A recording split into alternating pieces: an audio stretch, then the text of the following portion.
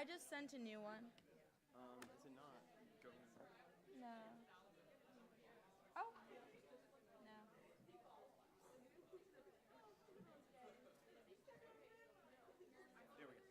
Oh, thank you. Yeah. Are y'all good? Simone, you're good?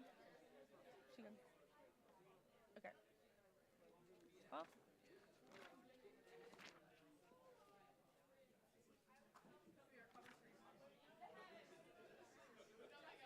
Buckle on. This one's gonna be fun.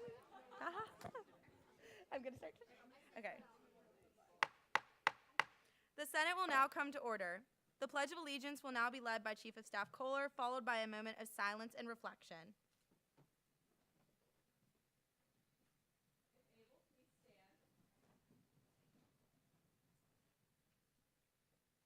I pledge allegiance to the flag of the United States of America and to the republic for which it stands, one nation, under God, indivisible, with liberty and justice for all. Please remain standing for a moment of silence. Thank you. You may be seated. The clerk will call the roll. Please correct the pronunciation of your name if it is incorrect. Lauren Anderson, William Barnes, Timothy Barr, Amanda Blanton, Bella Brash, Natalia Beyer, Stephen Mendez, William Costello, Emma Cumby, Tate Few, Amelia Gay, Caleb Geddens, Aiden Gruner, Chandler Hines, Zoe Hopkins, Anita John, Lakika Cassetti, Camden Kay, Tori Kerner, Mia LaPenta, Donnie Lapsley, Jackson Matthews, Isabel Miller, Tyler Morgan, Mackenzie Mozo, Carson Neves, Bryson Peterson, Stone Pillsbury, Ainsley Reed, Soraya Romali, Rodrigo Rojas, Amaya Sowell, William Wenzel, Lawson Windsor, William Zhang. With the quorum being present, is there a motion to approve the Journal of August 28th, 2024 as found online? Is there a second? Without objection, so ordered.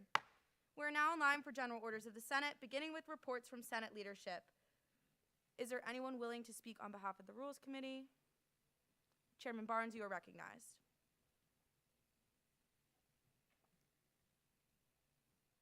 Good afternoon, everyone. Natalia can't be here today, so I'm stepping in for her. Rules met Sunday at 5:30 and reviewed 7 pieces of legislation, 6 of which were found unanimously favorable and 1 found unanimously unfavorable. The 6 favorable pieces will be hitting the floor tonight, and with that, I yield my time to questions. The chairman yields his time to questions. Are there any questions for the chairman? Seeing none, thank you. We will now hear a report from the Academics Committee. Chairwoman Anderson, you are recognized. Hi guys, I hope you all had a great week.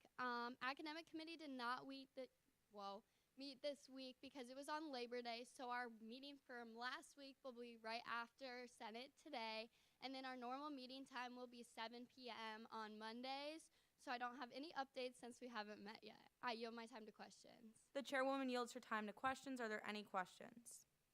Seeing none, thank you.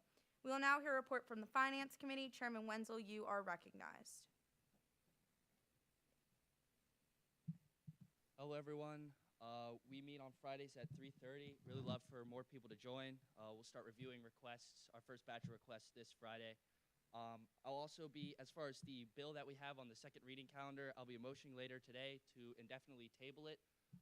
After a lot of people came and talked to us, and also we had some hesitation with the new financial reform coming our way. We want to make sure we do our due diligence, understand what an actual cap should mean financially. So we're going to table that for now and readdress the issue whenever we have more data. With that, I yield my time to questions. The chairman yields his time to questions. Are there any questions? Senator Morgan.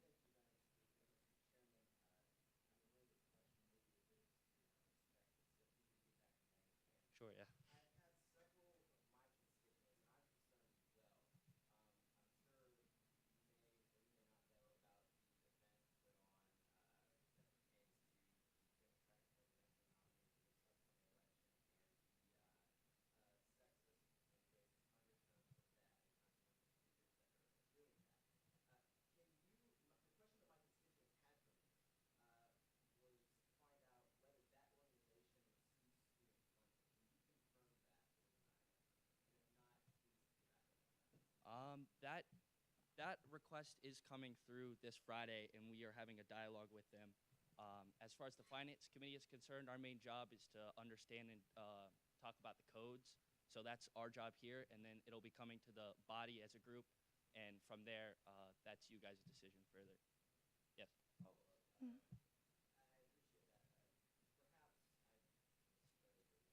Sure. Yeah.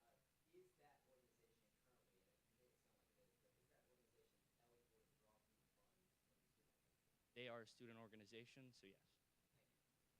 Are there any other questions for the chairman? Seeing none, thank you. We will now hear a report from the Health and Safety Committee. Chairman Gruner, you are recognized.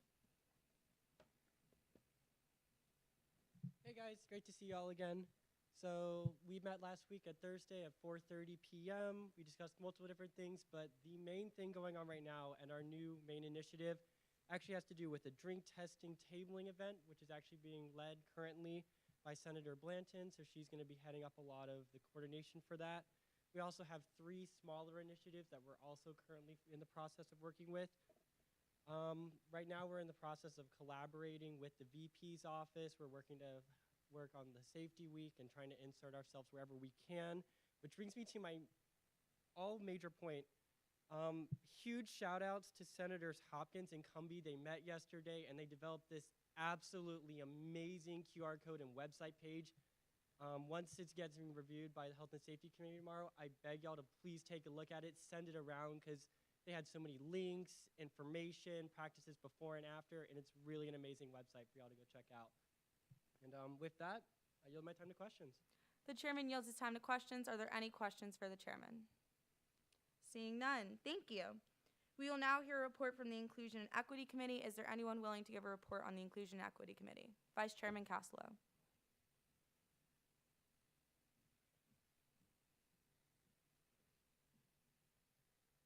Hello, everyone. We had our meeting yesterday where we discussed possible planning for a diversity event in the spring semester where we would have cultural groups table somewhere to be determined. We also discussed using social media to promote cultural groups across campus. And with that, I yield my time to questions. The Vice Chairman yields his time to questions. Are there any questions? Seeing none, thank you. We will now hear a report from the Judiciary Committee. Chairman Kay, you are recognized.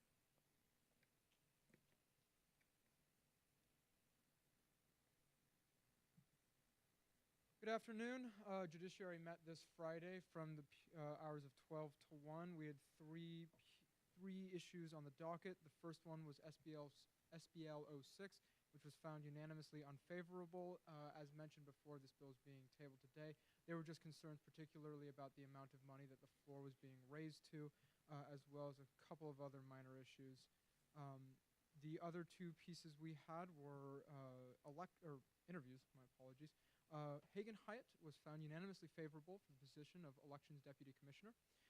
For those that don't know, I will reiterate this every time. The Elections Commission handles our elections, violations, and a couple of other pieces.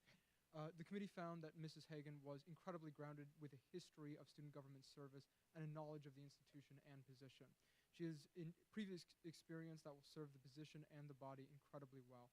And I'm confident that she will serve as a neutral arbiter of the rules in service to the student body and assist the new EC initiatives. I think her desire to be of service will benefit us dramatically.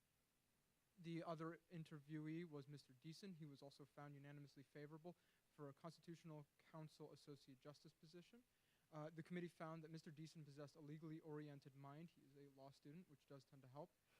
With a history of student government service, he has confidence and experience and insight of this institution and possesses, we found, the necessary principles to uphold what Student Senate has created. And with that out of the way, I did want to do one real quick personal thing. I wanted to shout out Senator and Vice Chair Pillsbury. Yeah, I know. He did an incredible job doing the interviews for the Powers and Responsibilities Committee. That was a significant responsibility that he was handed really unwillingly. Love you, dude. But I just wanted to really say for all of this, you did a great job, and I think on behalf of the Senate, I wanted to thank you. And with that, I will yield to questions. The chairman yields his time to questions. Are there any questions? Seeing none, thank you. We will now hear a report from the Powers and Responsibilities Committee. Vice Chairman Pillsbury, you are recognized. Thank you, Madam Speaker. Okay, the Powers Committee met this past week and interviewed 8 candidates for vacant Senate seats, 6 of whom were found unanimously favorable. We will be holding the remaining interviews for vacant Senate seats this coming week. On that note, if you're in the Powers Committee and you have not responded to the availability form, please do so as soon as you can so that we can determine the times that those interviews will take place. And one more note, the official meeting time for the Powers and Responsibilities Committee will be determined soon. Those in Powers or those joining Powers, please be on the lookout for an availability form for that as well. And with that, I yield my time to questions. The Vice Chairman yields his time to questions. Are there any questions? Seeing none, thank you. We will now hear a report from the Student Life Committee. Chairman Barnes, you are recognized. Good afternoon again, everyone. Student Life was unable to meet this week due to the holiday on Monday, but we're still continuing to build our action plan and beginning to reach out to various departments and offices. With that, I yield my time to questions. The Chairman yields his time to questions. Are there any questions? Seeing none, thank you. We will now hear a report from the Sustainability Committee. Chairwoman LaPinta, you are recognized. Hey guys. So we also didn't meet this week because it was Labor Day, so I gave everybody the day off. But Senator Kerner and Vice Chairwoman Gay are planning on meeting with Larry Cook, who is one of the directors of Sustainable Carolina, as well as like huge face in sustainability on campus, about how to proceed with the technology recycling in the J School. So I'm super excited for them to meet with them and see where this initiative goes. And with that, I yield the questions. The Chairwoman yields her time to questions. Are there any questions? Seeing none, thank you. We will now hear a report from the Freshman Council. Are there any representatives present? Seeing none, we will now hear a report from the Constitutional Council. Chief Justice Buchmeyer, you are recognized.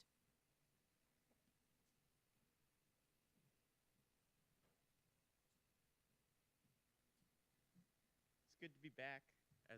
Not much has been happening.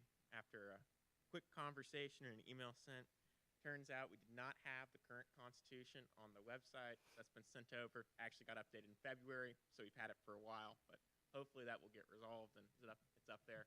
So that's all set now. Past that, excited to hear we might have a full court. Was lonely last year when I was on it all by myself, so it's good to hear we'll be at a full 5 justices, hopefully. And with that, I yield to questions. The Chief Justice yields his time to questions. Are there any questions? Seeing none, thank you. Thank y'all. We'll now hear a report from the Speaker of the Senate, Maura Hamilton. Chief of Staff Kohler, you are recognized.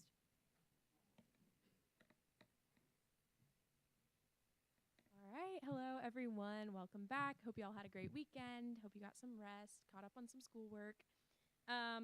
Just kind of the same stuff as last week. If you have any questions about anything relating to Senate, any procedural stuff, just check the manual first because we promise it's in there. If there are any questions from there, feel free to email me first. If I can't answer it, then I'll get in contact with Maura. But yeah, just direct those questions to me or check the manual because I promise it's there.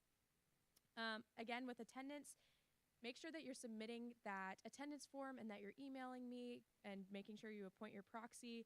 You will get denied if you submit it within 24 hours of Senate unless it's an absolute emergency, like you're sick, you just can't go to class, you can't come. That's okay, but just email me when you can if that's the situation. Other than that, though, if you don't give me proof of excuse, you will be marked absent. Again, dress code, and this is kind of more directed towards our senators who will be sworn in today. It is business professional. You'll learn about this in your Senate training, which make sure you stay after this meeting for. You'll get your training from Maura. She'll explain everything to you. But business professional, that looks like suit, ties, dress shoes, and then blouses, skirts, dress pants, shirts, like that. And then, yeah, that's kind of all I have for y'all today. So I yield to questions. I also just want to echo, I promise you, it's in the Senate manual. Like, I would bet money on whatever question you're coming to ask me, I love you all, it's in the Senate manual, I promise. The Chief of Staff yields her time to questions. Are there any questions? Seeing none, thank you. We are now in line for a report from the Student Body Treasurer. Treasurer Jacob Vaught, you are recognized.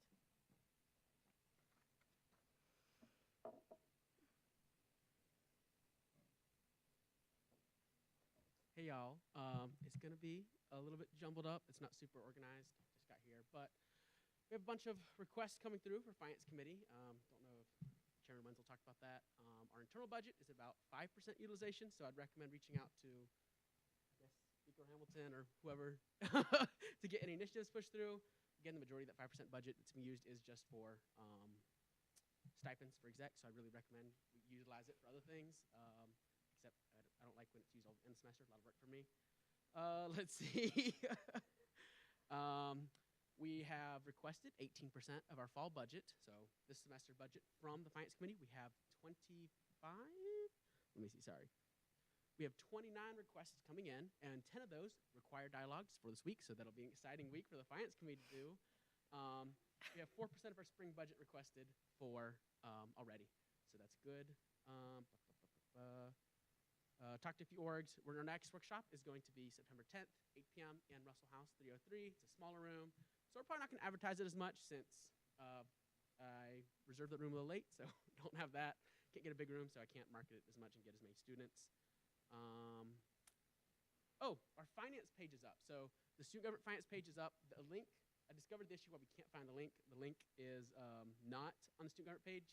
So what you need to do is you can go to the student government page and then get rid of index.php and replace that with just finance. And it'll bring up to the finance page, which has our internal budget, a live ledger of that, a live ledger of our student organization allocation budget, and then a bunch of links to different documents, examples, tutorials that you guys might find useful. Additionally, if you guys have any pointers for how to improve the system, make it simpler for student organizations. Student government side, that's our job, but I'm talking about more for student organizations. How could we make it better for them? I know a lot of you guys are probably involved in that. I'd really like to hear that kind of feedback. I'm thinking about possibly setting up a focus group at some point, but that's way down the line. But yeah, with that, I yield my time to questions. The treasurer yields his time to questions. Are there any questions? Senator Lapsley. September 10th at 8 p.m. in Russell House 303. Are there any other questions? Seeing none, thank you. We're now in line for a report from the student body vice president. Vice President Courtney Tax, you are recognized.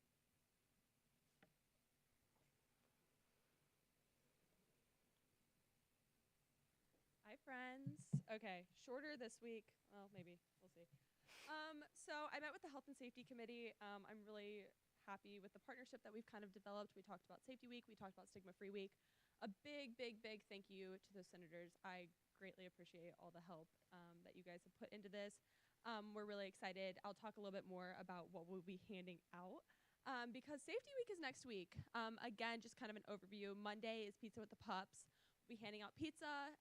USCPD is bringing their canines. It's a great time to go meet them. It's kind of one of our bigger events during Safety Week. Tuesdays is drinks and drink covers. My programming team, my amazing programming team, made baggies that have the drink covers and also keychains that have the CUPS acronym on it. So if you don't know what CUPS stands for, it stands for what to look for if someone has maybe drank a little bit too much. So that can go on keychains. And then we're also passing out QR codes that the Health and Safety Committee made. Which has a QR code to a website that has just tips and links of how to stay safe, maybe in an environment where you're around alcohol. Wednesday, also both events are green certified, so thank you to our Deputy Secretary of Sustainability, Jack Hensley. We will be bringing composting bins from Green Quad, to compost the cups that we use and any leftovers that we have. Wednesday is our Welcome to Wellbeing event at the Center of Health and Wellbeing. So we will be having free pelicans. So if you would like snow cones, please go. And they're also giving away a lot of free stuff too. So I highly recommend going to that. Please, please, please, please, it is highly recommended that you sign up for one of those time slots at one of those events. So that GroupMe, or the sign-up sheet is in our GroupMe. So scroll back in there. It's in there. If you need me to resend it, let me know. Next, FROCO interviews are going on. Those will be going on this entire week. I'm really excited about the freshmen that have come in. I'm really, really excited to kind of see how our FROCO is this year. We have some really, really strong applicants. They will find out Sunday if they got in or not. Next, my internal outreach coordinator sent out information about intramurals. So if you're interested in signing up for intramurals, join that GroupMe. He's going to be sending out more information in there. Updates on comms. We're actually bringing back the newsletter. This was requested by President's Branch and by VP's Branch, couldn't agree more. So we're bringing back the newsletter. It's going to have all of our weekly information, more detailed information about events and initiatives or advocacy that is going on within all the branches so that you guys can stay well connected. But with that, if you guys have anything that you would like to add about what your committee is doing or what your college is doing, please reach out to your press secretary and they can add all of that into the newsletter. And then for the big update, we are actually going to be switching to Facebook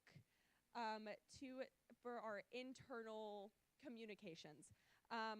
This is what a lot of Greek Life uses, and it works very, very well. It's a private page where we will send updates to just people within student government. Keeps you guys up to date. It's very organized. Also, not a lot of people use Facebook, so you're not scrolling through GroupMe trying to figure out what you're doing, or Flare, or any of the other sites. So we will be using Facebook. We're going to be testing that out. I'm going to send a link as soon as we get that. And then finally, if you need a graphic, or if you just need anything posted in general, please fill out the graphics request form on Garnet Gate. That goes if you need a post made or if you have one already made. You would just include it in that document. So those are all my points. I yield my time to questions. The student body vice president yields her time to questions. Are there any questions? Chairman Kay. Yes, just for internal communications. Yes. Oh, absolutely. No, this is really for us. I had been hearing kind of like murmurs of things getting lost. So, for example, the sign-up sheet, I'll be able to pin that. If you need to know who to communicate with, I can pin that in there as well. All internal communications, yes. Are there any other questions? Seeing none, thank you. We're now in line for a report from the student body president. Patton Byers, you are recognized.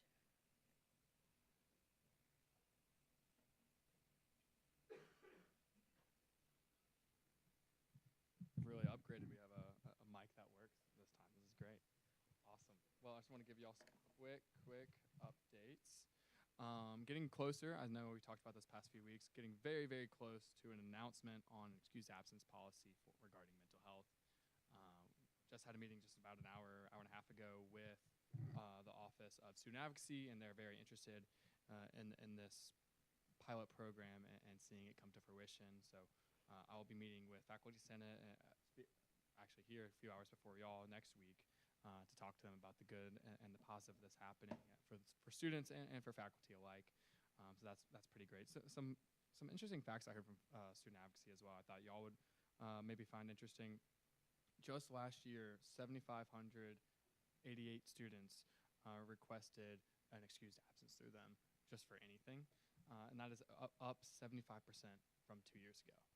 So that's pretty interesting. Thought y'all might want to know that. And then the past 2 or 3 weeks since school started, they've had over 368 cases of students requesting some sort of absence, whether it's sickness, mental health, regardless, whatever.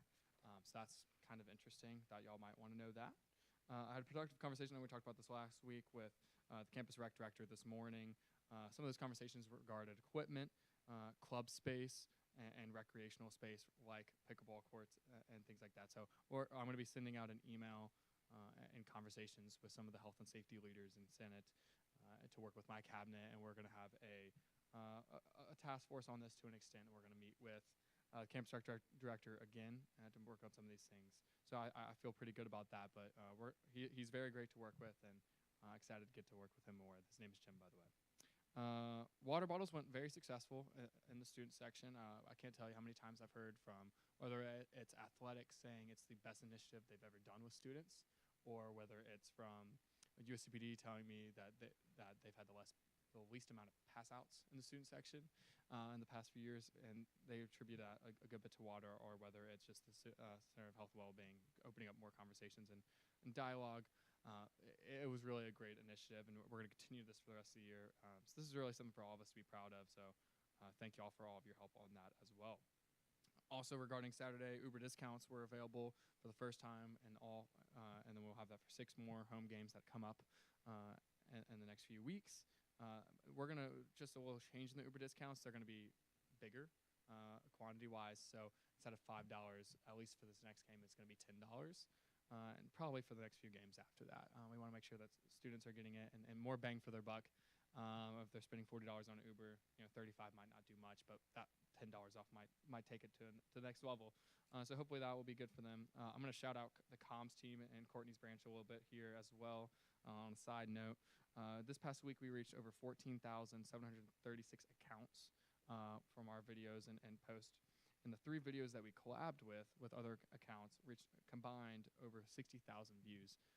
That's probably the best it's the best we've ever done for comms. We're just going to put it out like that. We're going to make a blanket statement. But it's the best is yet to come. Our goal is going to be 100,000 next week, right, Courtney? Good. Something I've also heard from the Office of Student Advocacy is, frankly, the lack of professors who accept excused absences. It doesn't matter for what. That's ridiculous, in my opinion. If we have an office that is there to help you in that excused process, why wouldn't a professor accept that if it's already excused on their end? So we're going to work on that. We're going to have some conversations about that. Some of the execs and some other academic leaders are having a conversation with the provost and the president in the next few weeks, and we will be bringing this up because we've got to make sure, in my opinion, as student leaders, we also have to hold professors accountable. And if excused absences is what students want, and they want them, and they're requesting it, 7,500 to the tune of it this past year, and I expect more this year, we need to make sure that professors are actually using it. Because if students are going to continue to request and they don't get it, they're not going to just not show up to class at all.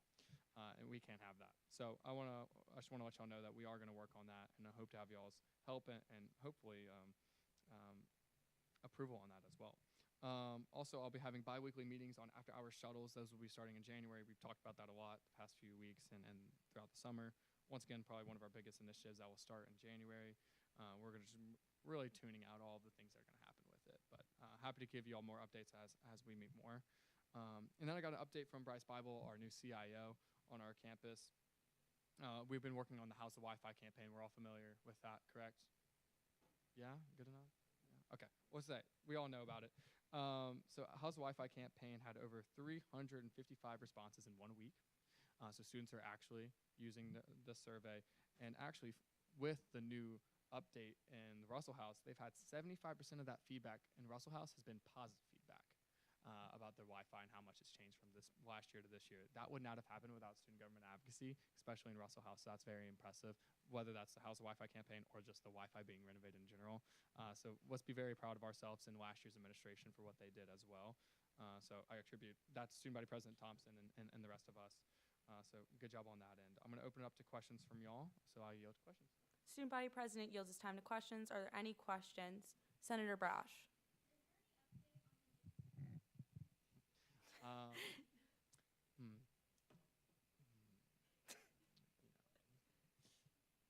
I am confident that the university understands that this is a priority for students, and I have made that very clear. The good news is I think there will be action on it, I hope, with all of our voices combined. I believe there's strength in numbers on that, on anything, but especially at Student Union. As I've said plenty of times, I don't know if I said it here, but I'm now the 10th Student Body President to advocate for Student Union. I'm not going to let it get to an 11th, and that's our commitment to all of us. So we're going to work on this together. So will it get built in a year? No. But can we get a decision? Hopefully, yes. So I'm confident that we will get closer to a decision soon. And we're going to hopefully have some more renovations, yes. So hopefully. Are there any other questions? Seeing none, thank you. We're now in line for special orders of the Senate. Are there any letters, petitions, appointments, applications, or other? The clerk will now read. Application of Daniel Hoey to be seated in the 116th Student Senate. The nominee is referred to the Powers and Responsibilities Committee. Continuing on with the special orders of the Senate, are there any letters, petitions, appointments, applications, or other? The clerk will now read. A communication from the Judiciary Committee concerning the favorable rating of Deputy Elections Commissioner Hagan Hyatt. Received. Continuing on with the special orders of the Senate, are there any letters, petitions, appointments, applications, or other? The clerk will now read. A communication from the Judiciary Committee concerning the favorable rating of Associate Justice of the Constitutional Council, Nash Deason. Received. Continuing on with the special orders of the Senate, are there any letters, petitions, appointments, applications, or other? The clerk will now read. A communication from the Office of Speaker of Student Senate concerning the resignation of Mega Rai from the position of Student Senator. Received. Continuing on with the special orders of the Senate, are there any letters, petitions, appointments, applications, or other? The clerk will now read. A communication from the Office of the Speaker of the Student Senate concerning the violation of the Senate attendance policy by the following Senator: Carson Neves. According to Section 2230B and C of the Student Government Codes, if a senator accrues more than 3 unexcused absences, the Student Senate must vote on their removal following their 4th absence. The removal of a senator based on excessive absences shall require a majority vote of senators. If there's a motion to call for the removal of this senator who violated the attendance policy, I will recognize and entertain this motion during the motion period. Continuing on with the special orders of the Senate, are there any letters, petitions, applications, appointments, or other? The clerk will now read. Approval of committee assignments. Finance Committee, Taylor Silkert, Kaylee Goodrich, Marion Winters, Hannah Hoppy, Mohammed Iftikhar, and Jeffrey Lyons.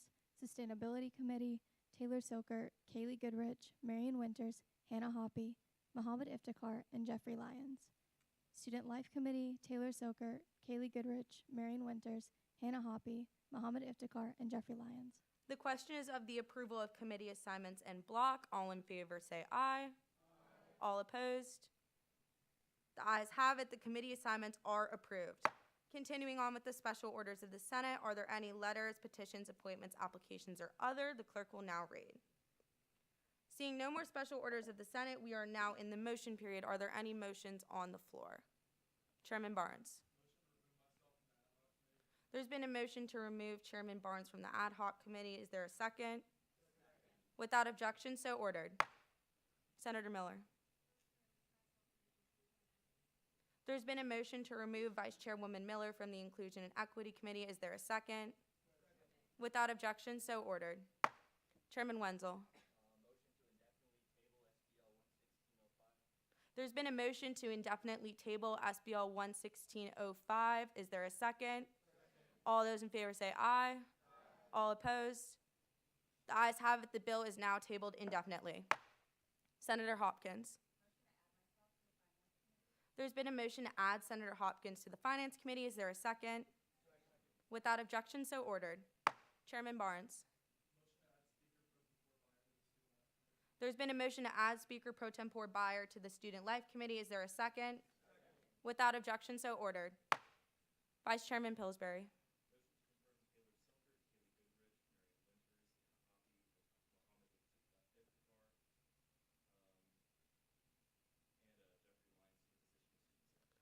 The question is of the confirmation of the vacant seat senators en bloc. All those in favor say aye. All opposed? The ayes have it. The senators are confirmed. Chairwoman LaPinta. There's been a motion to suspend the rules. Is there a second? All those in favor say aye. All opposed? The ayes have it. The rules are now suspended. Y'all can come on down.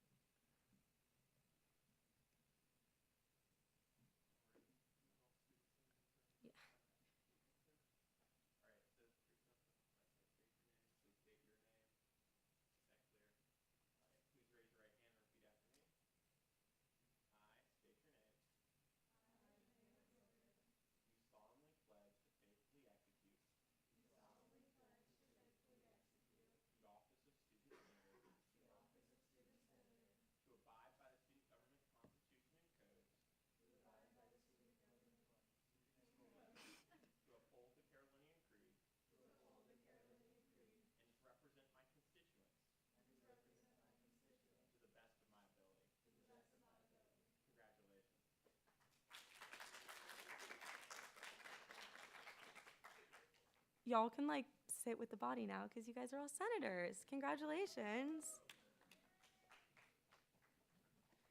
Chairman Kay.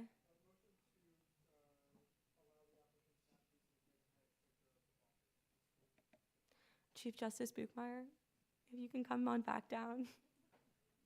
For our Elections Commissioner, Deputy, and our Constitutional Counsel Justice could come up as well.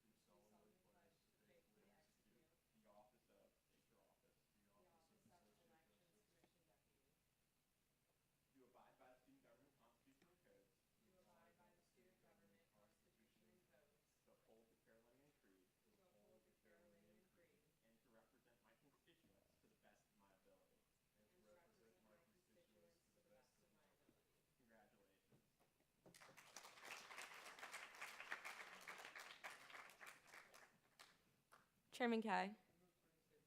There's been a motion to reinstate the rules. Is there a second? All those in favor say aye.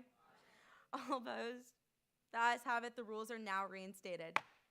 Chairman Kay.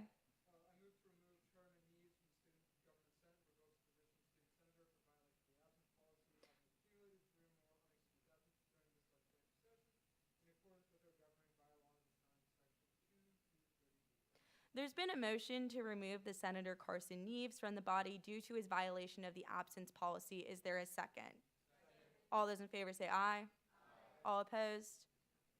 The ayes have it. The senator is now removed and no longer a serving member of this body.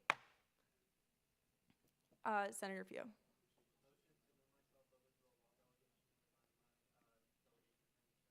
There's been a motion to resign Senator Few from the position of Delegation Chairman of the College of Engineering.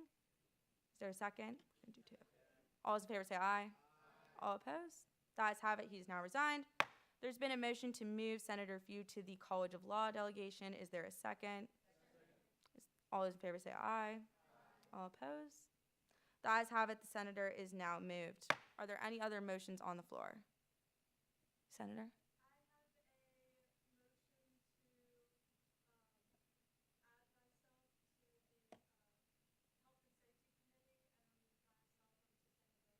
Remind me your last name.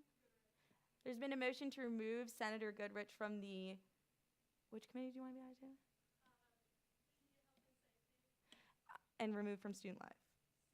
Okay, sorry, I can't really hear. There's been a motion to remove Senator Goodrich from the Sustainability Committee. Is there a second? Without objection, so ordered. There's been a motion to add Senator Goodrich to the Health and Safety Committee. Is there a second? Without objection, so ordered. Are there any motions on the floor? Senator? Remind me your last name.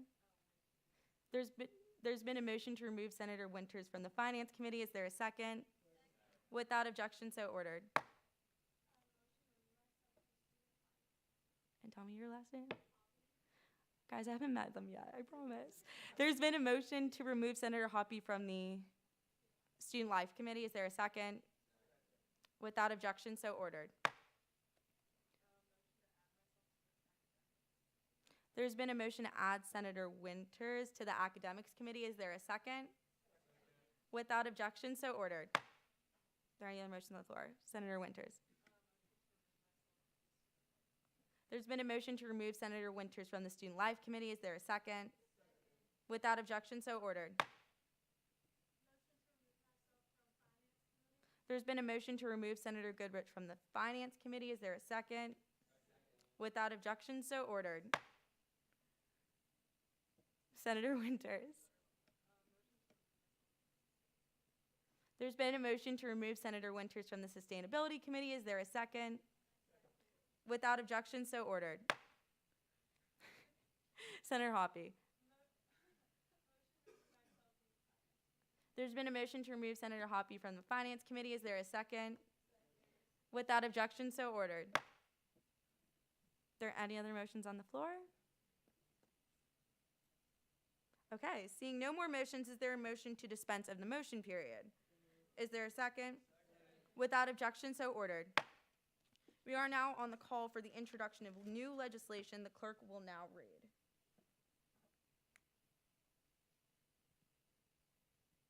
SBL 116-6, introduced by Senator Morgan, a resolution by the Student Senate of the University of South Carolina strongly expressing a desire for the university administration to take prompt action on turning the contents of SBL 1531 into reality. Senator Morgan, you are recognized to speak on this legislation.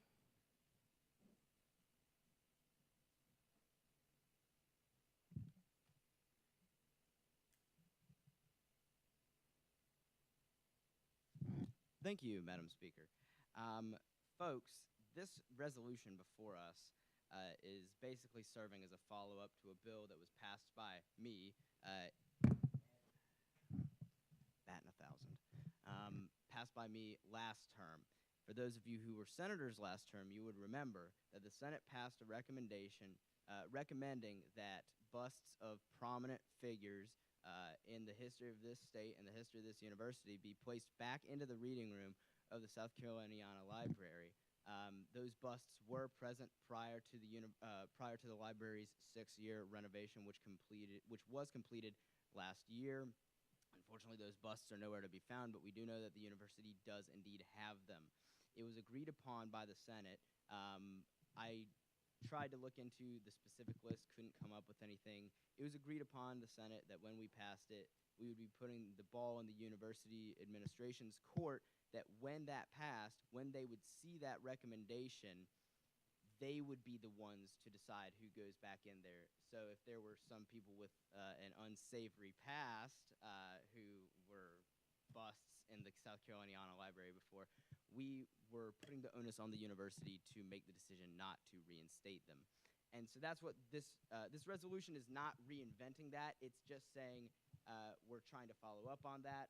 We're not seeing it come to fruition. I know for a fact that I put in that recommendation that the process get underway preferably no later than the start of this academic school year. And to my knowledge, unless the speaker knows any different, there's been radio silence on the administration's end as far as getting back to us with a hard yes or a hard no. And so that's what we're just nudging them with this resolution. I will yield the questions. The senator yields his time to questions. Are there any questions? Chairman Barnes.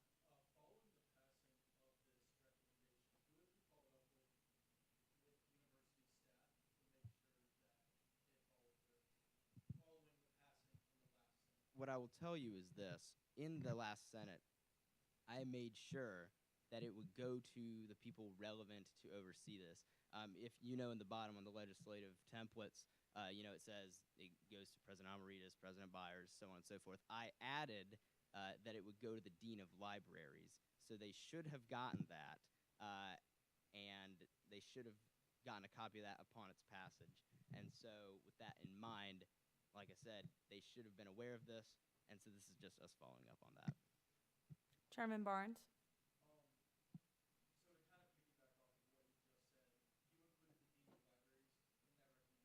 Yes, I did. No. Chairwoman LaPinta.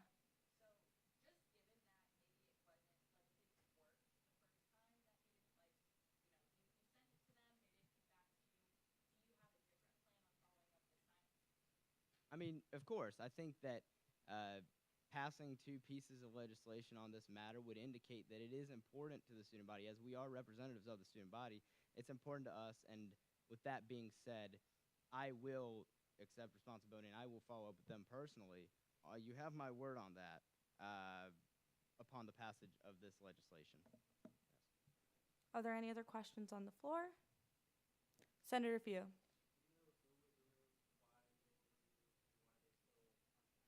All of them were removed. It was not specific characters. All of them were removed when the South Caroliniana Library was renovated. That was a 6-year process. They just wrapped it up last year. And I think you asked me a third question. I apologize. I'll allow you to follow up. I forgot the third part of the series. None. Are there any other questions on the floor? There's been a point of personal privilege from Vice Chairman Pillsbury. You're good. Seeing no more questions, thank you, Senator. The legislation is now referred to the Student Life Committee. Madam Speaker, point of information, that was a resolution. I should be making a motion to pass by acclamation. My mistake. Motion to pass by acclamation. Thank you so much. There's been a motion to pass by acclamation. This is also known as unanimous consent. Seeing no objections, the resolution is now passed. Continuing on with the call of legislation, the clerk will now read. SBL 1167, introduced by Senator Morgan. A recommendation to have the state anthem of South Carolina played at every university-sanctioned athletic event where the national anthem is also played. Senator Morgan, you are recognized to speak on the legislation. Thank you, Madam Speaker. Folks, we are the public flagship institution of higher education in the state of South Carolina. When you look at the alumni that we have produced and the history of our university, it's tightly linked to the pride of the inhabitants of this state.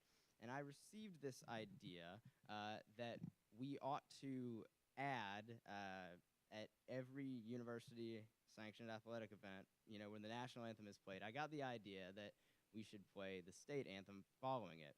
And I got this idea from a very good friend of mine in student government who's from Maryland, and the University of Maryland used to do this, but they don't do it anymore, and I'll tell you why. Number one, their tune of their state anthem was the same as that as O Tannenbaum, or O Christmas Tree, so everybody thought they were playing O Christmas Tree.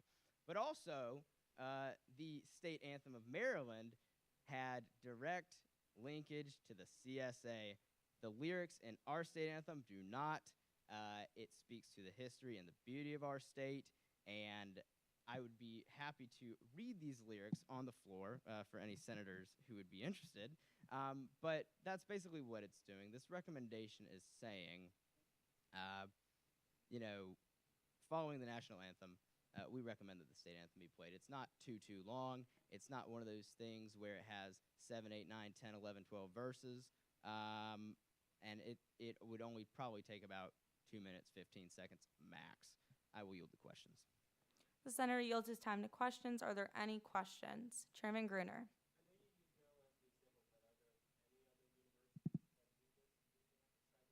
I'm sure there are. I could not find any. But again, I used the Maryland example because I really liked the idea. It's unfortunate that they had the contents in their state anthem that they did. And again, we don't. Taking that idea from them, I think this would be a great addition. Are there any other questions on the floor? Seeing none, thank you. Seeing no more questions, this recommendation is now referred to the Student Life Committee.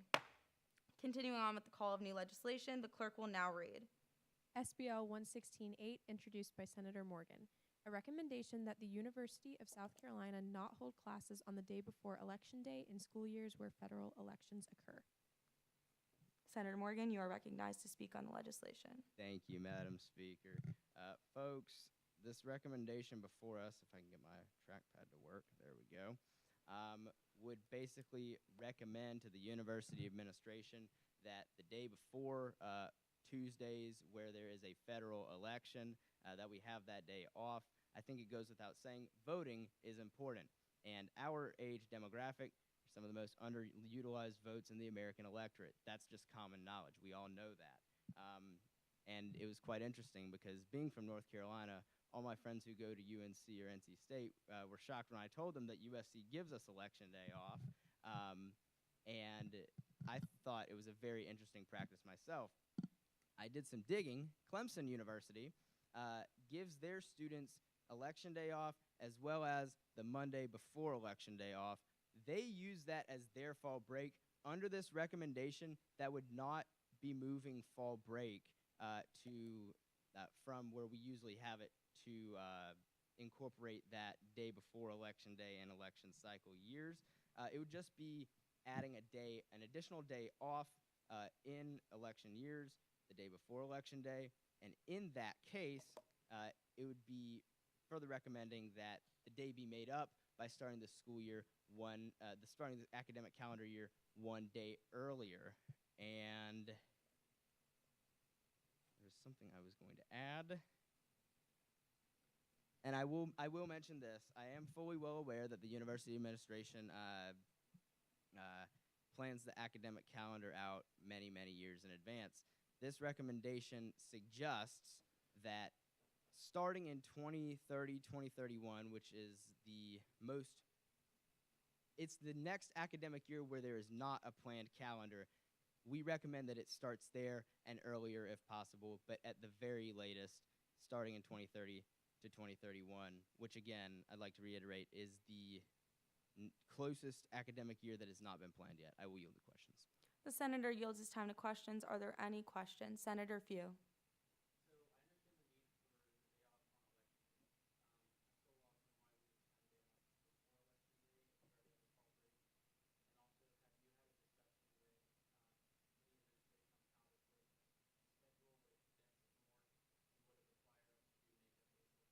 I've not had those conversations.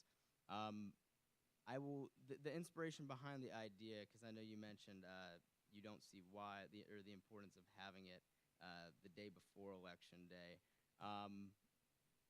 We are a university. We have a lot of people who live in this state. We have a lot of people who don't live in this state, me being one of them.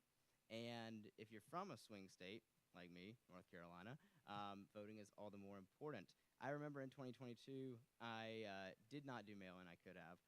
I went all the way home. I had to plan a specific weekend to, travel 8 hours round trip. Was it great because I got to see my mom and got a home-cooked meal? Of course. But, that was 8 hours in gas money that I could have, I had to be back for Monday, let me say this. I did that because if I wanted to go on the weekend of Election Day, which would have been a long weekend, not having class on Monday like we do, I couldn't have done that.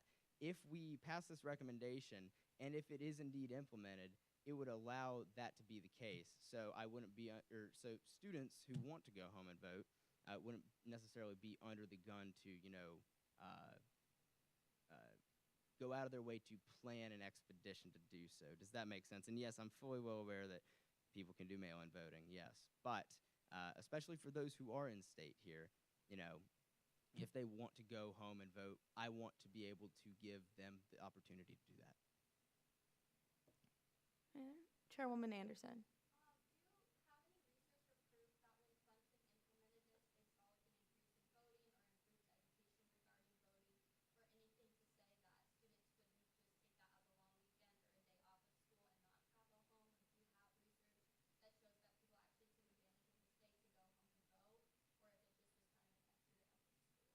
I think it's all in how you look at it. Of course, you can choose to look at it as an extra day off of school. But, if we did implement this, I think that there are a decent amount of people who are civically minded within our student body that would take advantage of that and go home and vote. As far as looking for whether or not, voter turnout improved in various counties of Clemson students and where they live, I think not only is that getting a bit nitpicky in data, but it's also, I think it's a bit intangible. Does that make sense? Are there any other questions on the floor? Chairman Barnes.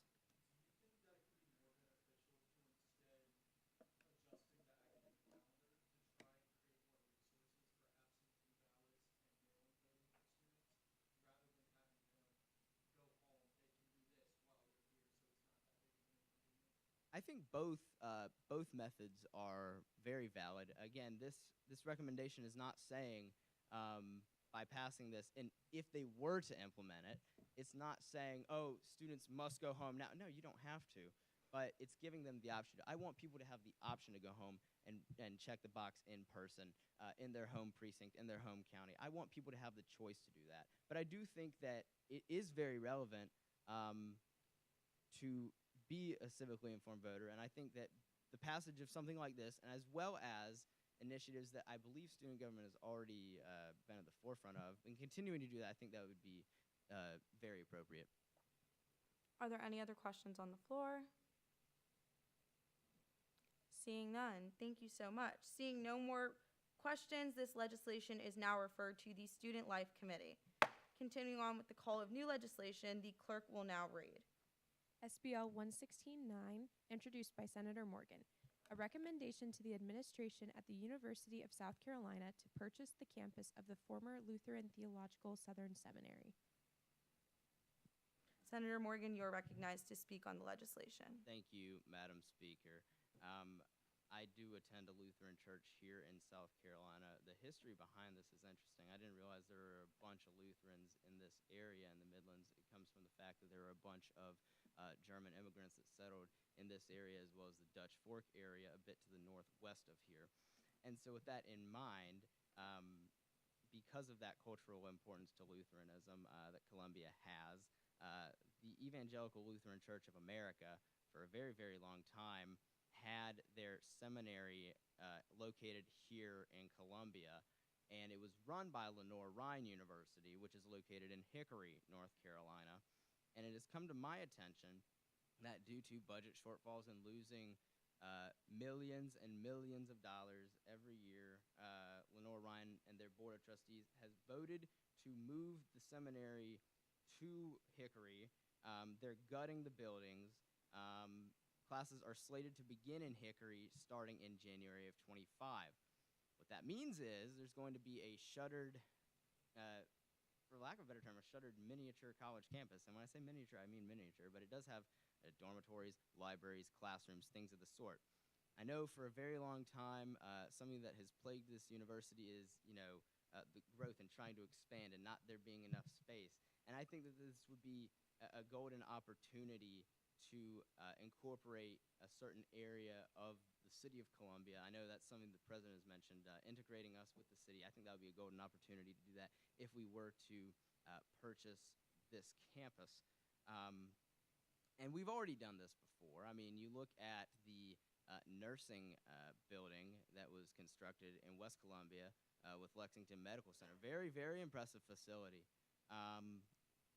And my rationale behind this recommendation was similar to that. However, we don't have to build it. It's already there. And I think that would go a long way in reducing, if you want to look at it from a carbon footprint standpoint of constructing new buildings or finding the new space to construct new buildings, let's not reinvent the wheel here. It's already there. Let's incorporate it into our university and have more space. I yield to questions. The senator yields his time to questions. Are there any questions? Chairman Gruner.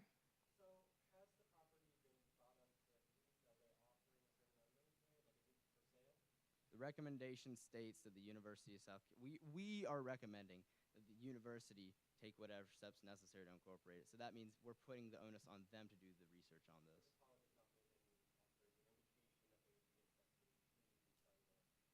They very well could be. Again, the recommendation is to the university. Chairwoman LaPinta.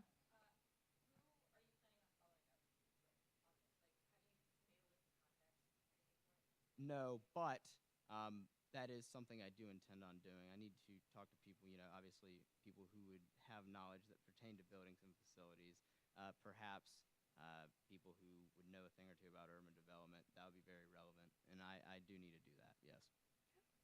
Chairwoman Anderson.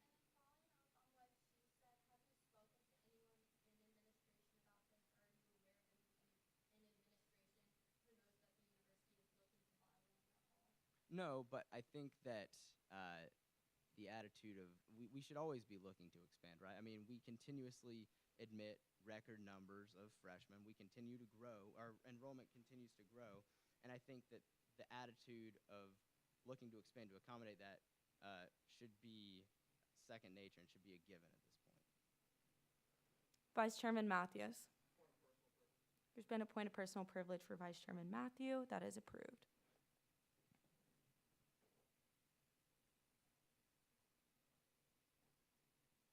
Are there any other motions on the floor?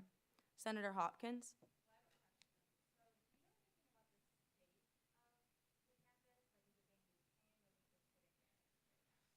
They're still using it right now. So they're still using it for, classes and things along those lines. So, and I've been out there and I've seen the facilities. It does not, now I'm not an architect or an engineer, but it doesn't appear to have anything that wouldn't pass inspection or raise eyebrows for safety concerns. But it's still being used right now, so I would think that by having it being used, it would be in a respectable condition. Senator Gettins.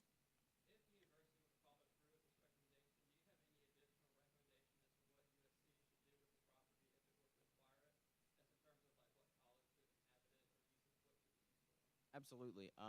My initial thought, and I'm sure that the university would have to talk to them. They might be very happily ensconced in their current habitat in Rutledge. But my thought was to put the religious studies department out there and grow the religious studies department. They would actually have the space for that to grow the department out that way.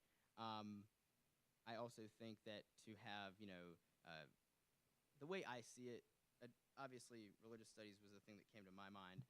But I think it could be very relevant for just College of Arts and Sciences, specifically like the humanities in particular. It could benefit them greatly. That's my thought process on that. Senator? No, you're good.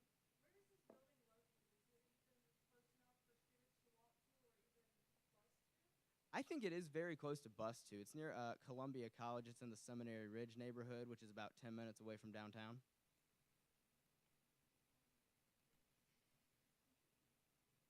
Are there any other questions on the floor? Seeing no more questions, this recommendation is now referred to the Academics Committee. Continuing on with the call of new legislation, the clerk will now read. SBL 11610, introduced by Senator Morgan, a resolution to applaud Theta Delta Chi fraternity in their efforts of internal reform undergone in order to seek the opportunity for the reevaluation of their sanctions. Senator Morgan, you are recognized to speak on this legislation. Thank you, Madam Speaker.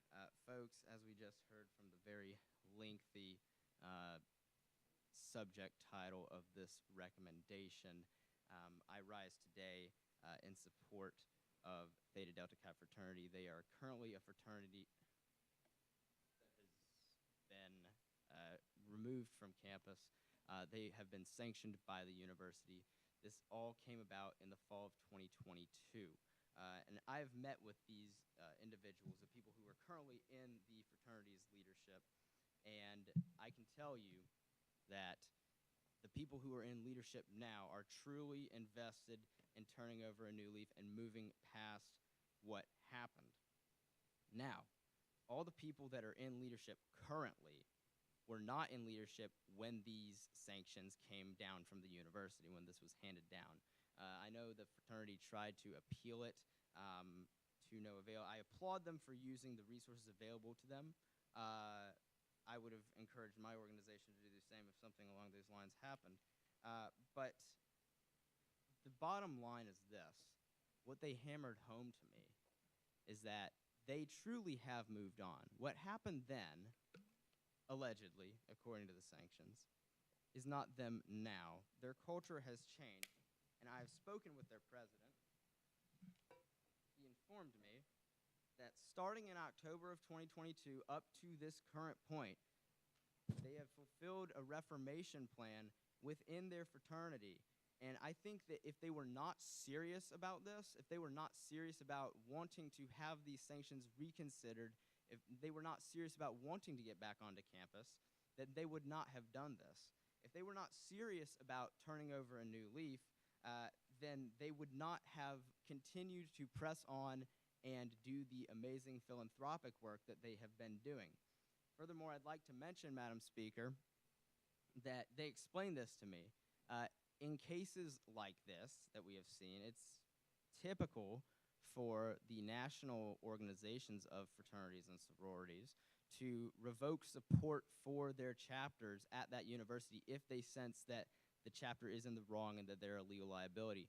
Theta Delta Chi national level never did that. They never revoked support for the chapter here at USC. And I will also mention this. The people who are in leadership now, they took the time, and I was really impressed with this. They met with representatives from the law school with the Restorative Justice Initiative, and they all sat down and they took the time with that law school faculty member, and they answered the questions, is this who we are? And the resounding answer was a no. And they also asked, do we want to move past this? The resounding answer was a yes. And so they did that without even a guarantee that they would be let back on campus. So to me, without having a guarantee of that occurring, that truly goes to show the level of introspection that they have done, the level of soul searching that they have done. And again, this resolution is to basically say, we recognize the efforts of reform that you have done. I also, like I mentioned, I have spoken with their executive board. I've spoken with their president. These are good people, folks. These are amazing people. And the president mentioned to me that because they are serving sanctions, not only is recruitment very difficult, but also their ability to do philanthropic work is as well. And he mentioned to me, and I have this printed out, a letter that he sent me, and the work that they're doing for the size that they are, this is a very small fraternity as well. The amount of work that they're doing is very, very good. I'll give you an example here. For example, number one, the philanthropy chair raised the number of hours required for members from 3 to 6. Furthermore, they are currently in the process of planning a 5K to support the Doug Flutie Jr. Foundation for Autism. They currently have 26 runners signed up out of 100. They're trying to get $5,000 for their fundraising goal. And with that being said, I think that's a very noble and noteworthy cause. Unfortunately, because of the sanctions in place, they cannot advertise on university property about the good work and the positive impact that they are making in the community. And again, folks, I would like to reiterate that the people in charge now are not the bad actors who perpetrated the allegations that came down from the university then. This is a changed fraternity. Their culture has changed. And again, I think that if they weren't serious, they would not have taken the time and effort to plan nearly a 2-year timeline of reformation to move past what occurred. And so what this resolution does is the Senate is basically saying, we see the work that you have done, and we recognize the work that you have done. And I hope that everybody can agree with me on that. I yield the questions. The senator yields his time to questions. Are there any questions? Senator Lapsley.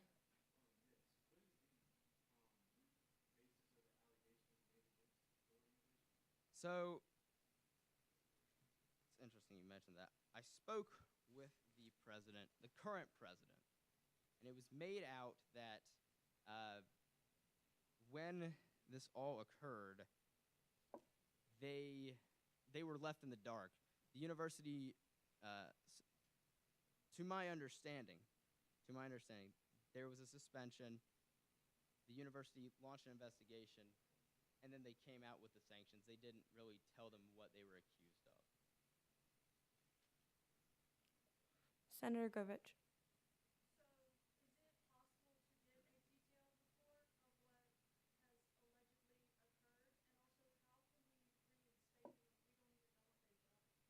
This is not, I want to be very clear. I got to watch my time here. I want to be very clear. This resolution and the recommendation to follow is not us recommending that the university act one way or another. It's not.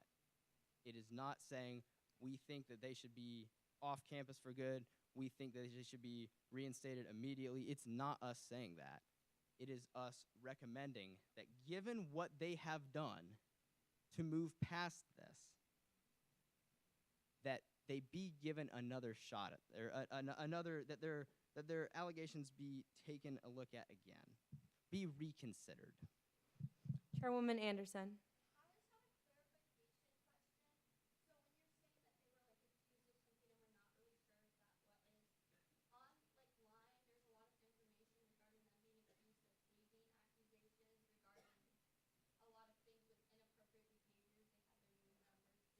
Sorry to interject. Just to clarify, this would be considered a point of information.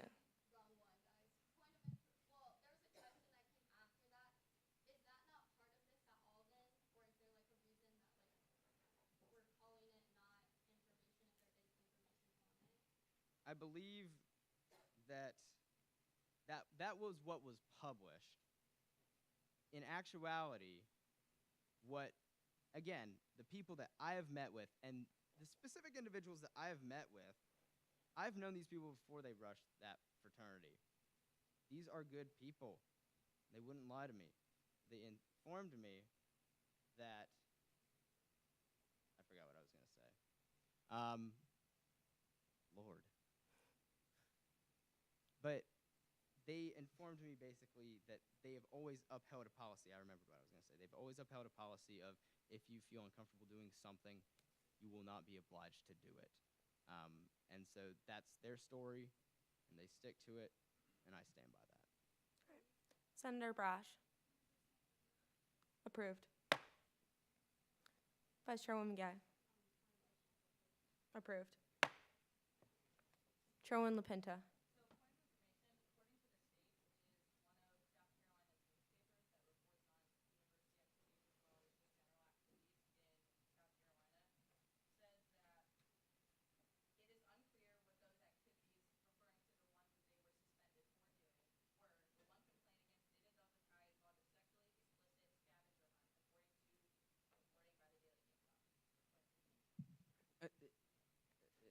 Am I recognized? The senator's allowed to respond. Thank you. Again, I think that should. I thank the senator for her point of information. Again, I would like to hammer home. The state was going off of what the Daily Gamecock said. And I believe, Chairwoman LaPinta, you mentioned that there was. I forget the verbiage you used. It's been a long day. That there was no. With the allegations, there was no specifics mentioned. Is that right?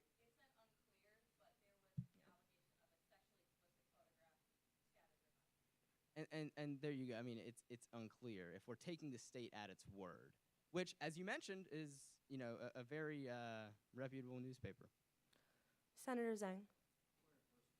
Approved. Just a quick clarification, if y'all motion for points of personal privilege and you do not return, that will be marked as an unexcused absence unless you filled out the proxy form 24 hours in advance. Senator Giddens.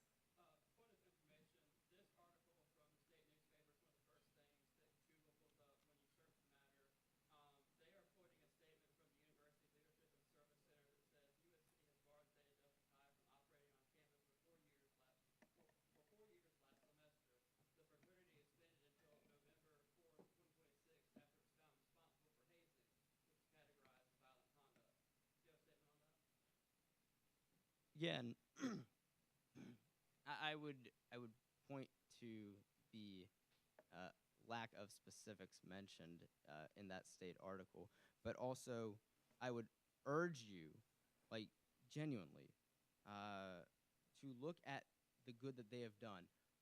I will say it again, all the people who were in the fraternity and in leadership at the time are no longer involved in the fraternity or have graduated. And I think that it is clear that those who are in leadership now are genuinely interested in turning the page and moving forward. It's very easy when situations like this arise to stay, in the present and not have a plan forward. These guys clearly have a plan forward, and I think that stands. Chairman Gruner.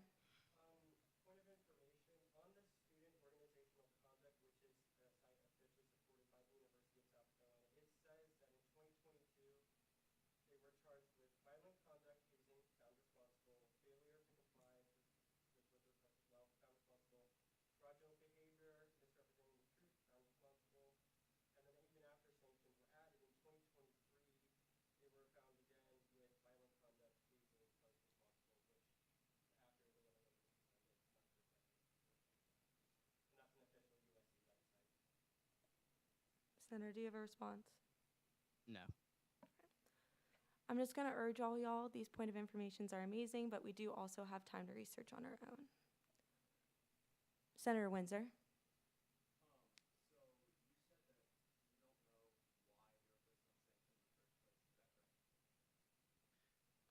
From what I was told, there was no, when the sanctions were issued, there was no communication to them And so they were kind of left out in the dark and in the blue. It was out of the blue.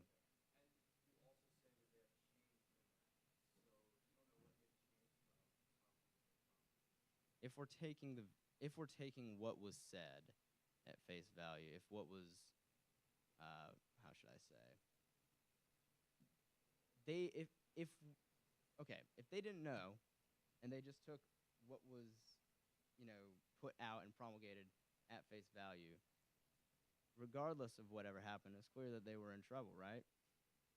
And so they have sought to say, regardless of, whether people think we did this or not, we want to prove that that's not who we are, if to all the people who do believe that. And the people who do believe that are, people who issued the sanctions. And, that's it. Senator Iftikhar.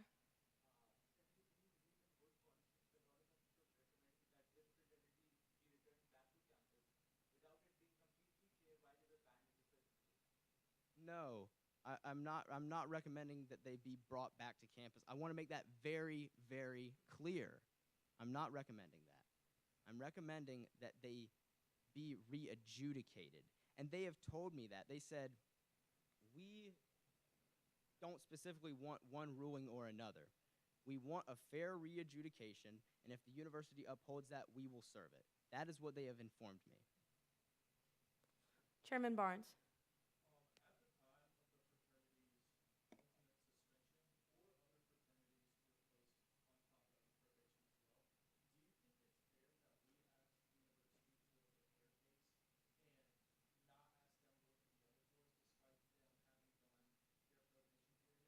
No. If I'm trying to comprehend what you were asking.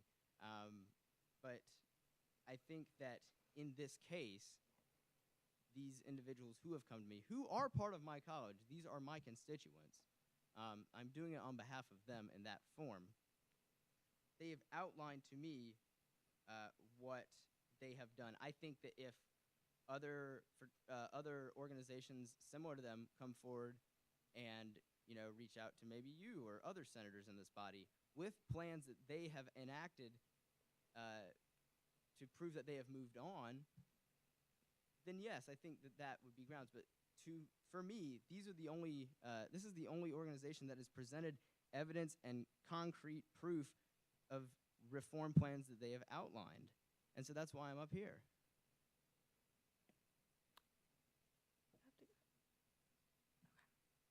Senator Romali.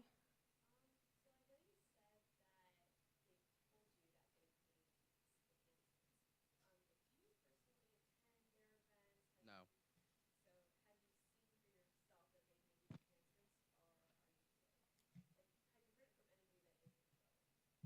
I will tell you this. They were not serious. They would not have shared this internal document with me of the reformation plan laid out.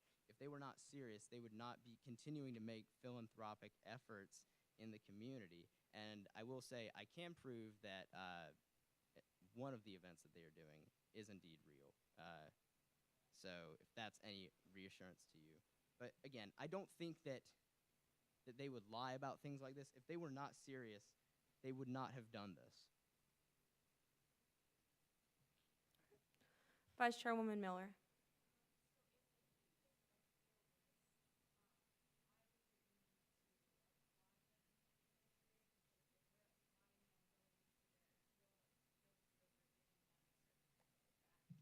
They have sought to appeal it before, and they were denied. I will tell you this: denied is not the right term, and I'm trying to think here because they told me they want to go about this in a very positive way. They do not want to cast any particular administrative branch in a negative light. But what they did tell me is that when they utilized the resources available to make the appeals twice, they were not allowed to present evidence or present witnesses. And so with that being said, it's us applauding them for being on the road to making, us applauding them with the reforms that they've made in hopes that they will eventually reach that point of having a fair re-adjudication. Does that answer it? Be honest with me if it doesn't. I'll try to follow up. Point of information, if the senator speaking needs to leave for any reason, he can yield the well and then motion to appoint a proxy. Senator Fio.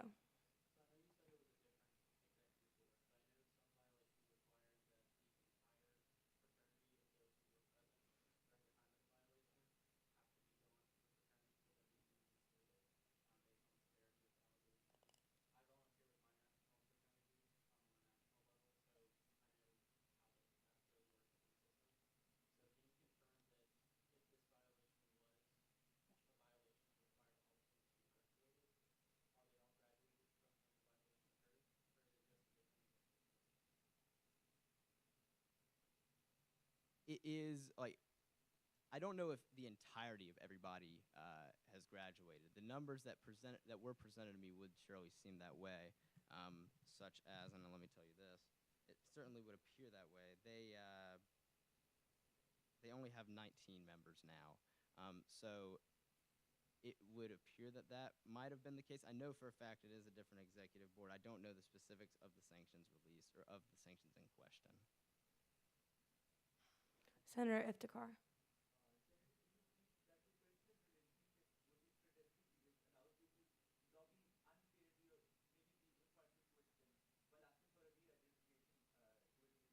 No, I do not. And the reason why I say that is because though I may know them, they are my constituents. The three people that I have points of contact with are all in the business school. These are the people who elected me. And so my commitment is to always honor my constituents first. No. Because, and I'll tell you why, I could have easily chosen not to take this case up.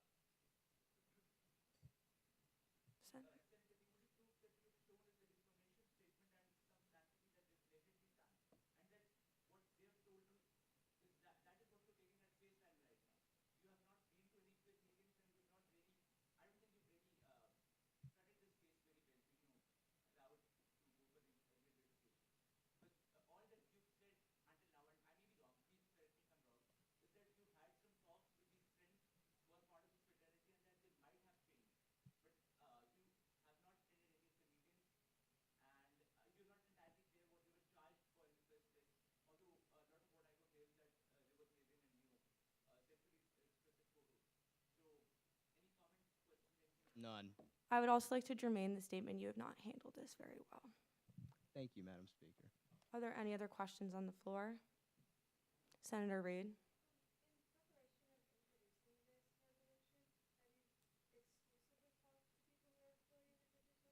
Yes.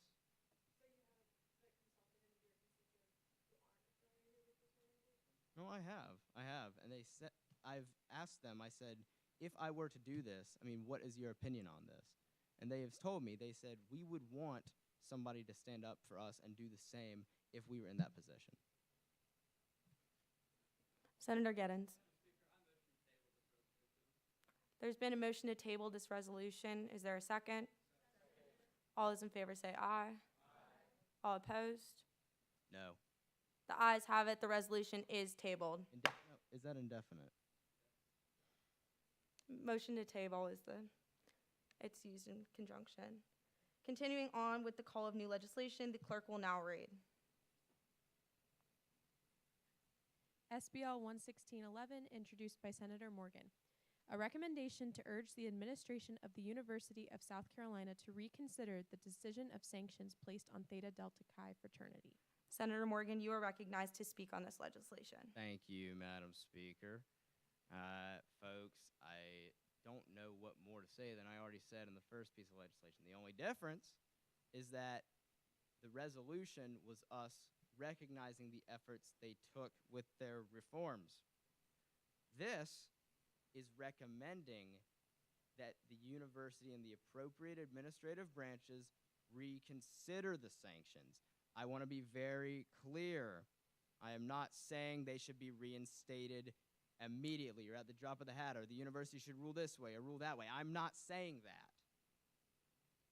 I am saying that they be given a fair shot and have their sanctions looked at again in a fair, just, and equitable way. Questions? The senator yields his time to questions. Chairman Gruner.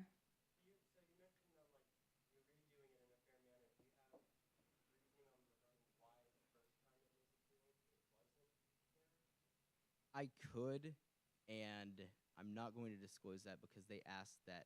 They have informed me. They said, in this process, we do not want to badmouth the administration. We do not want to do this and that.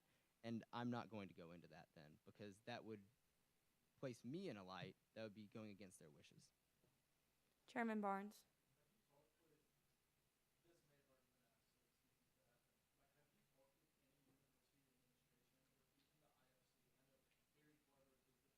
No. Chairwoman LaPinta.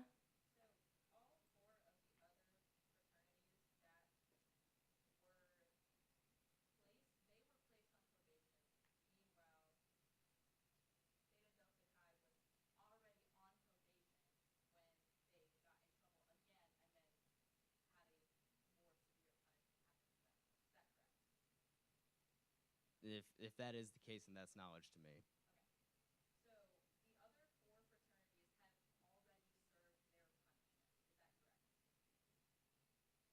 Again, I'm not. This legislation does not pertain to the other fraternities. I wish I could answer that question. I cannot.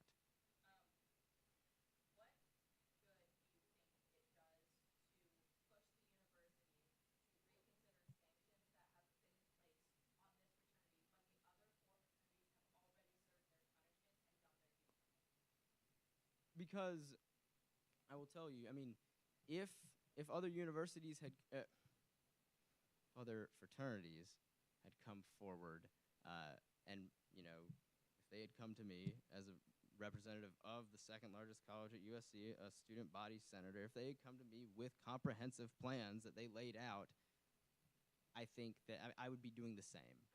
It's because that they have presented the evidence to me that they are, in my opinion, worthy of having this re-adjudication is why I'm up here. Again, if another fraternity did this and they came to me and presented me with what they have done, I would be up here as well. Absolutely. I think that anybody who can, look to change and reform themselves, I think that's totally worthy of re-adjudicating.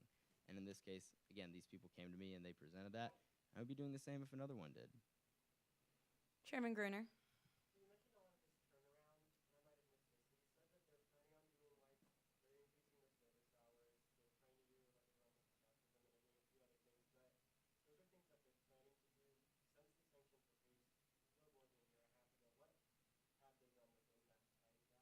I'm not sure I understand the question.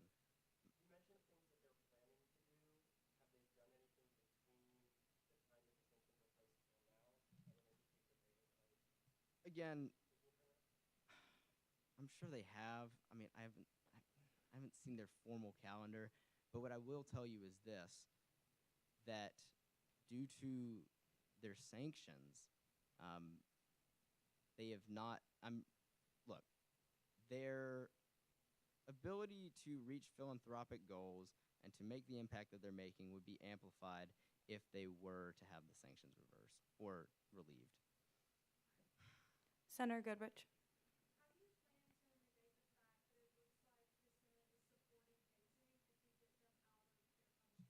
I am not, look,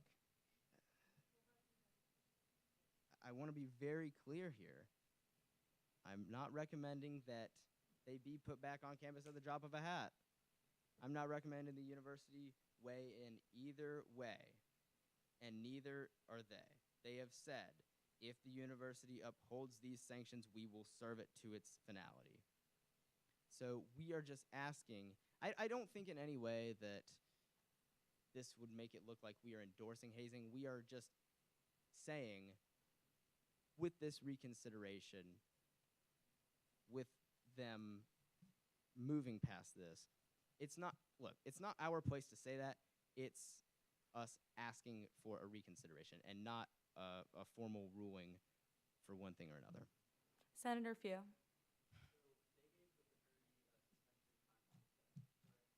No, that is, excuse me, yes, for 4 years.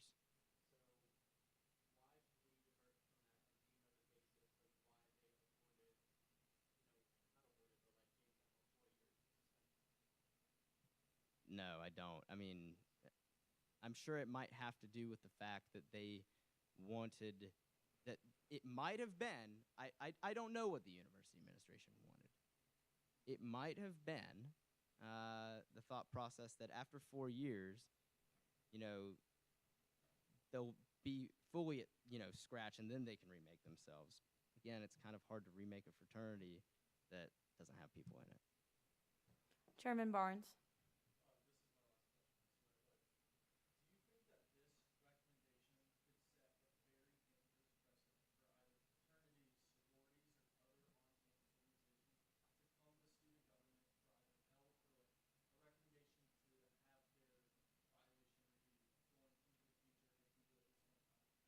No, and I think that the thought that this is a slippery slope. I mean, look, this is the first case of this happening, and it's first case that it's happened in a while. You know, like I said, I'm the most senior person here. I've never seen anything like this before. A case like this that, you know, with a fraternity coming to me. I don't think that it does create a slippery slope, and the onus is also on the senators to not take up the cause. I'm up here because I fully believe them, and I fully believe that they have enacted the reforms to move past their accusations.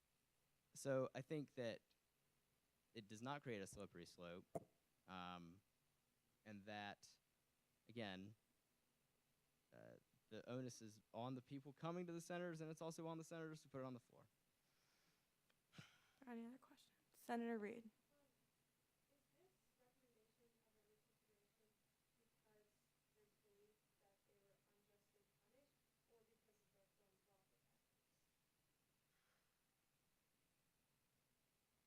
I have to choose my words carefully. I would say a bit of both. And again, I'm not going to go into why they believe that that is. I'm not. I would like to, but they've asked that I not do that. They want this to solely be a positive thing. And so while there is some belief that that the first reason you mentioned is a reason, I'd also ask you to look at not only their philanthropy, but also their reformation. Senator Reed.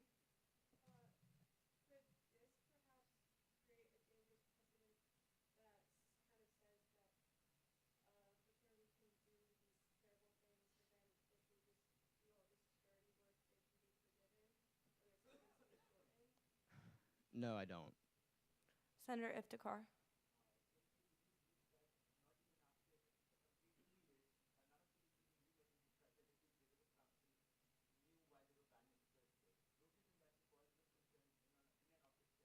No, I don't, because again, none of the people that are on the executive board were on the executive board at the time. Yes, I mean. Senator Lapsley. The legislation is on the first reading calendar, so normally precedent states that it would then be sent to committee. What a personal privilege. I'm running late. Does the senator yield the well? Yes, I yield the well. Yeah. Well, I guess I already yielded the well. Could I be reconsidered for that? Sure. This cannot be. This will be sent to committee. Yes. Yes. I yield the well. Seeing that the senator yields the well, there are no more questions, and this legislation is now referred to the Student Life Committee. Continuing on with the call of new legislation, the clerk will now read. Hearing none, that completes the call of new legislation. We are now on the call of the uncontested calendar. The clerk will read. Seeing none, that completes the call of the uncontested legislation. We're now on the call of contested legislation. The clerk will read. Seeing none, that completes the call of contested legislation. We are now in line for a period of open discussion. Does any senator wish to bring a matter of attention to the body? Chairman Kaye. Senator Morgan. There's been a motion to appoint Senator Lapsley as Senator Morgan's proxy. Is there a second? Without objection, so ordered. Senator Morgan. Approved. Chairman Kay? That guy was really loud. All right, real fast, I'll be brief. I want to plug for particularly those new senators who haven't been around for a little while. We are currently running an ad hoc committee for the development and restructuring of the entire codes and rules that this body operates under. It is a giant, giant undertaking, and it's an opportunity for many people to kind of get both involved in student government, write some legislation, and see more intensely how this program operates. If you are interested, because I know most people didn't know about this, if you are interested, we meet in the LSC Sundays at 7 p.m. This week we're looking to tackle Chapter 4, which will be a pretty big session. We're also looking to elect a vice chair. So for those who are interested in that position, please come with your stance ready to be made for that. And with that, I will yield. The chairman yields his time to questions. Are there any questions? Seeing none, thank you. Does any senator wish to bring a matter of attention to the body? Point of information, this is Student Government Senate. Okay. Chairman LaPinta, you are recognized. Okay, 2 seconds. Sorry. New senators, if you are on the Sustainability Committee, reminder, we meet in the LSC on Mondays from 6 to 7. That is all I yield to questions. The chairwoman yields her time to questions. Are there any questions? Seeing none, thank you. Point of information, if you have a committee that new senators just joined, that will be covered during the training session right after this. Are there any other people wishing to bring a matter of attention to the body? Seeing none, we are now in line for a period of announcements. Are there any announcements from the floor?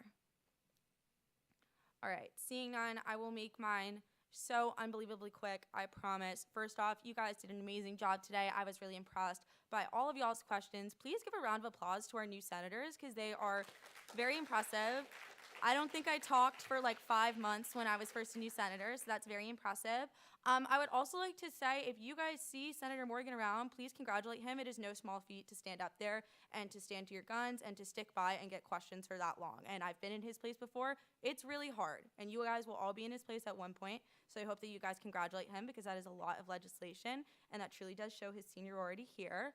Otherwise, I just wanted to remind everybody really quickly a few small things about attendance. So Senate is codified to last for 2.5 hours from the moment that the gavel bangs. So it's like 5:30, give or take a minute or two. That means that when you were elected as senator, you committed to being here for 2.5 hours past that 5:30 time. If you guys have to leave early, it still follows the same like excused, unexcused absence thing. I'm letting you guys know that ahead of time because I'm expecting that Senate will run a little bit longer next week. So if you have any questions about what would be excused or unexcused, please reach out. But if you just leave in the middle of Senate, your absence will be considered unexcused for the entire Senate, even if you were there just until like the last 5 minutes, and I wouldn't want that to happen to any of y'all. We talked about this last week, but we're gonna talk about it again this week. I just wanna remind everybody that Senate is always live streamed. The video is always posted to YouTube afterwards. So we need to be very intentional with our words. I have full faith in all of you guys, but you are representatives of our student body and you wanna make sure that you're acting as such. If you guys have any questions about like proper decorum in Senate, like Robert's Rules questions, I'd be more than happy to answer that. If anyone was confused by anything that happened today, please feel free to reach out to me. I know way too much about the codes. It's really embarrassing, honestly, the amount I know about the codes. Be more than happy to educate you guys. But otherwise, I am so very proud of all of y'all. I'm very excited to see y'all next Wednesday, and I yield my time to questions. Are there any questions? Seeing none, thank you. With no further announcements, is there a motion to adjourn? Is there a second? Without objection, the Senate will now stand adjourned until Wednesday, September 11th, 2024. If you're a new senator, you can just like come on up here. We'll chit chat.